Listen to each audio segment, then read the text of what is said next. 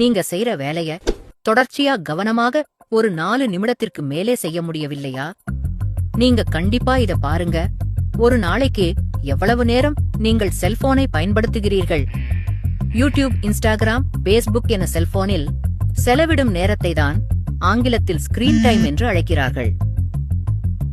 Popcorn brain என்ற கருத்தை 2011ஆம் ஆண்டு வாஷிங்டன் பல்கலைக்கழகத்தில் டேவிட் லெவி முன்மொழிந்தார்.